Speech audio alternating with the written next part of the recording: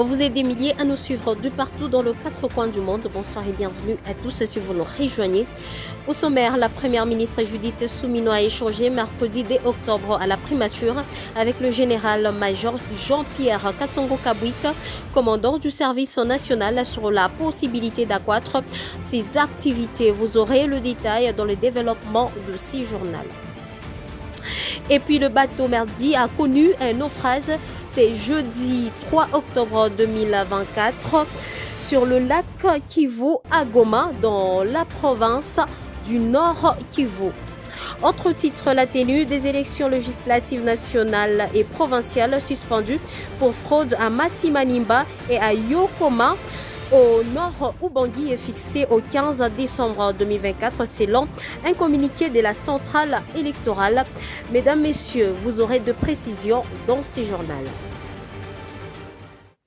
Un plan triennal du service national a été présenté par le général-major Jean-Pierre Kasongo le mardi 2 octobre dernier à la primature. Ces derniers s'appuient sur l'encadrement de jeunes de Zévré dans les différents domaines tels que la production agricole, l'élevage et tant d'autres initiatives soutenues par le numéro 1 de la primature. Plus de précisions dans ces commentaires de Nadège Kaboulé. Lors d'une audience accordée au général-major Jean-Pierre Kasongo-Kabouik, responsable du service national, le mercredi 2 octobre 2024, la première ministre Judith Suminwa Tuluka a réaffirmé son engagement à soutenir la montée en puissance de ces derniers. Par la même occasion, il a été annoncé que le service national élabore actuellement un plan triennal ambitieux visant à redynamiser ses activités sur l'ensemble du territoire national. Ces plans s'alignent avec les piliers 1 du programme d'action du gouvernement, entend renforcer les rôles du service national dans des domaines clés tels que l'encadrement de jeunes de Zévré, la production agricole, l'élevage et la reconstruction du pays.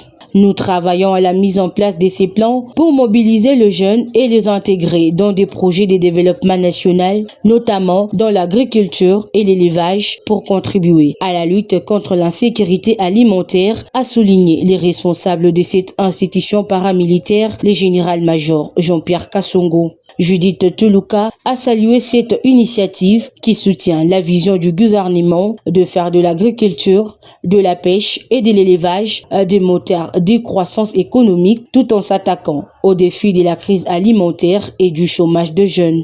Le service national, en plus de ses missions militaires, joue un rôle central dans l'éducation civique et patriotique de jeunes tout en leur offrant des opportunités de formation dans des secteurs productifs.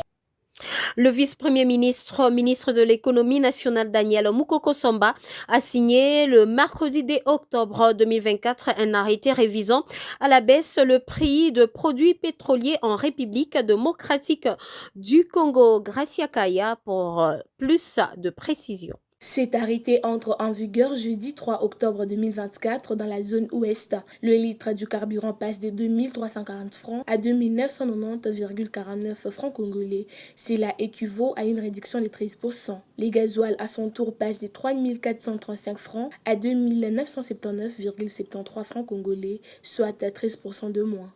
Tout en rassurant que le gouvernement congolais suit de près la situation du marché mondial de produits pétroliers. Il rassure de son implication totale pour une baisse considérable de ces produits sur le marché local. Dans cette optique, les réformes entamées dans le secteur de la distribution de produits pétroliers se poursuivront avec un objectif de maintenir une dynamique de baisse sur le marché des biens et services dépendant de ces ressources énergétiques, luttant dans le communiqué du ministère de l'économie. Selon l'esprit du communiqué, le ministère de l'économie nationale lancera au cours du dernier trimestre de l'an 2024 des missions de contrôle économique visant à identifier et à réprimer sévèrement les pratiques illicites en matière de fixation de prix et de concurrence déloyale.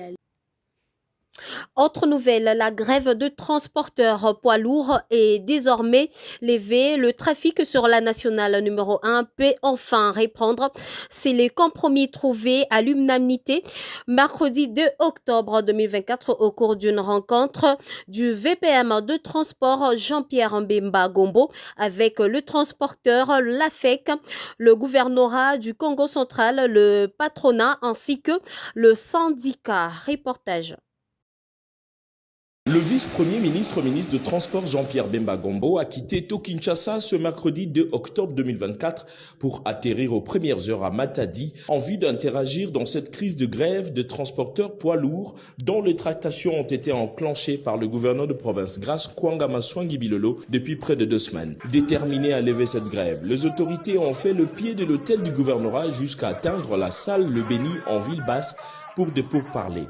À l'issue de plusieurs échanges, comptes rendus et explications, il a été décidé à l'unanimité de lever la grève et appliquer le premier palier de salaire $350 et créer un comité permanent de suivi pendant le mois d'octobre. Après négociation intense, sous la haute direction de son Excellence Monsieur le Vice-Premier ministre, ministre des Transports, Voies de communication et désenclavement, les partis dont le gouvernement, la province du Congo central, le patronat, les syndicats et associations affiliées se sont mis d'accord en signant ce PV portant suspension de la grève débutée depuis le 16 septembre 2024 avec comme recommandation l'application intégrale des accords de Caritas de la tripartite de novembre 2023.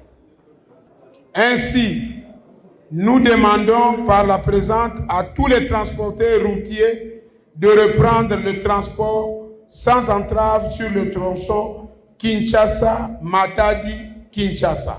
Devant le VPM, Jean-Pierre Bemba, les transporteurs ont salué la promptitude et le sens élevé de la responsabilité du gouverneur Bilolo, exprimé depuis 2 semaines de grève.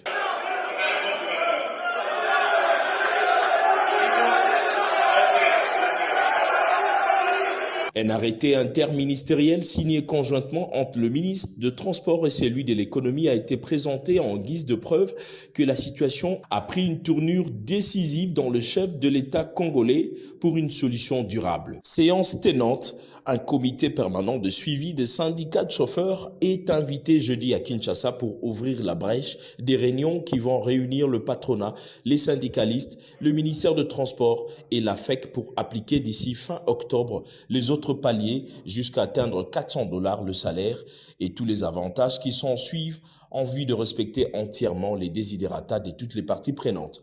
Pour l'instant, la grève est levée et les transporteurs ont repris le trafic sur la nationale numéro 1.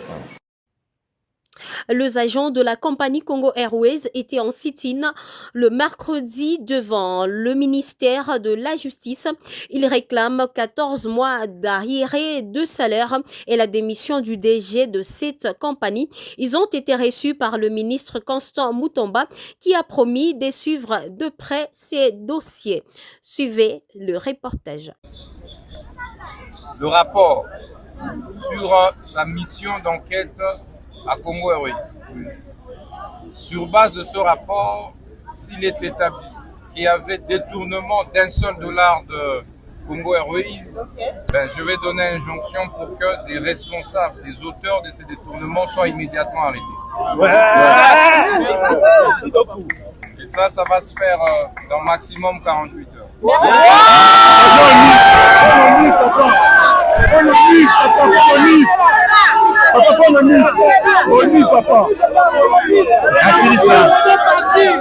Asilisa Congo Airways, compagnie aérienne nationale. Vous pouvez être sûr d'une chose, le chef de l'État tient à cœur la question de la relance de Congo Airways. Et donc pour ça, que ce soit le chef de l'État, que ce soit la première ministre, des instructions sur la relance de Congo Airways sont fermes et claires. Nous n'allons plus permettre qu'un seul individu puisse prendre en otage et puis torpiller les ressources de Congo Airways. S'agissant de Mesdames, Messieurs, ce journal s'y poursuit à l'occasion de son séjour de travail à Fort Portail en Ouganda. La délégation de forces armées de la République démocratique du Congo a visité le QG de la division de montage de l'UPDF dont un contingent est déployé en RDC dans la traque de ADF. Suivez ces reportages. À l'occasion de ce séjour de travail en Ouganda à Fort Apoti, la délégation des forces armées de la RDC a visité le quartier général de la division des montagnes de UPDF, dont un contingent est déployé en RDC de la traque des forces démocratiques alliées ADF. Après avoir reçu les honneurs, le commandant des opérations Sokola Ingra Nord, le général-major Bruno Mantevu a échangé avec le commandant de division de UPDF, le général-major Bruno Mantevu et Nyembo Abdallah, respectivement commandant des opérations Sokola Ingra Nord et commandant des opérations militaires en province de l'Ituri, ont tour à tour signé dans le livre d'or au QG de UPDF à Fort Apoti.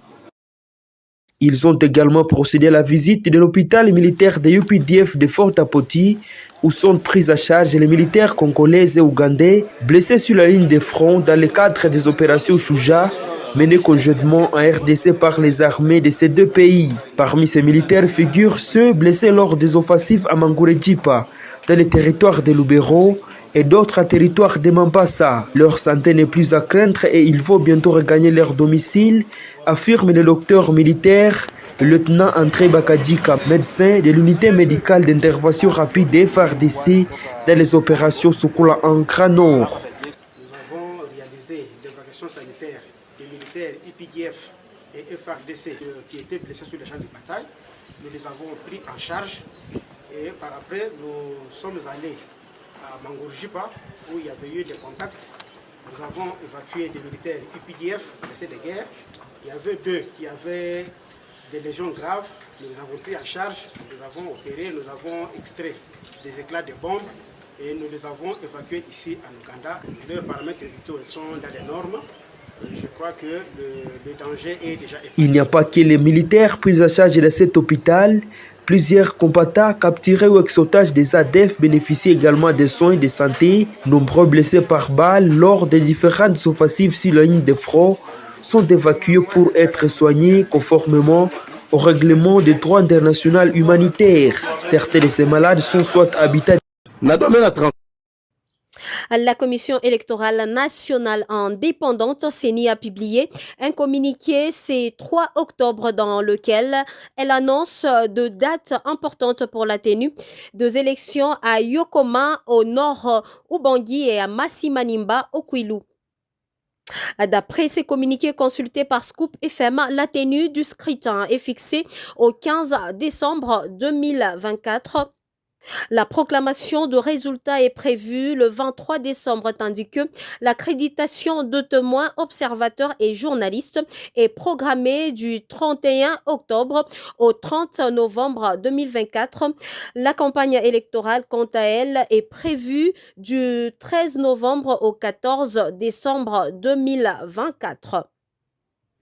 Pour rappel, le résultat des élections législatives organisées initialement par la CENI ont été annulés le 3 janvier 2024 après avoir constaté la fraude et la détention illégale de machines à voter. Je l'ai annoncé en début de ce journal, un bateau chavire avec 2 personnes à bord.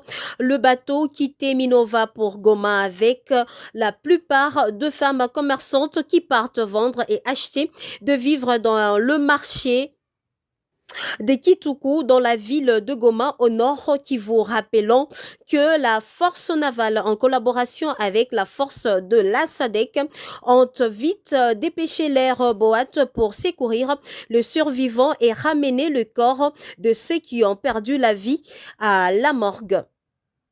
Suivez un des survivants qui était à bord de ces bateaux. Nimepita pale ndio nimefika mnafika. Nilikuwa ndani. Mlikuwa mama wa mingi sana na wajota fanya hivi.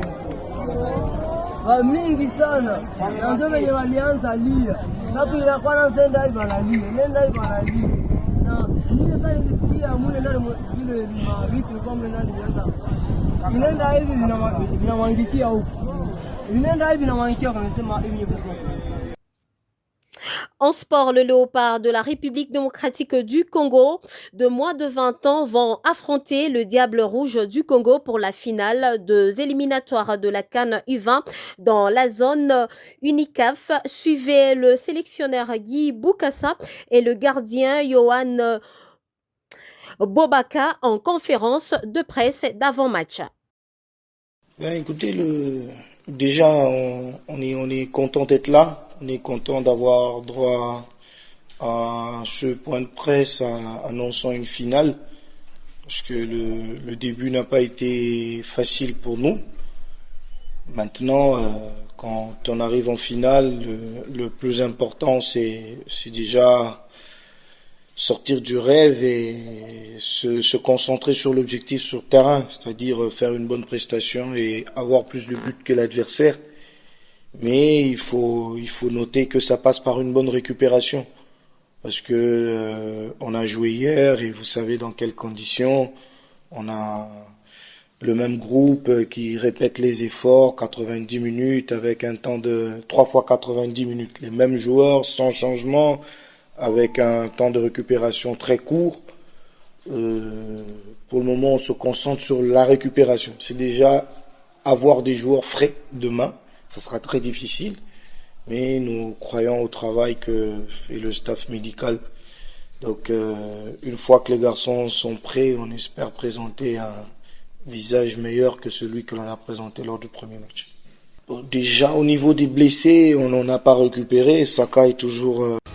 Vous informer est notre devoir. C'est par ici que nous mettons un point à ce radio-journal qui a été réalisé par l'ensemble de la rédaction sous l'appui technique de Steve Micha.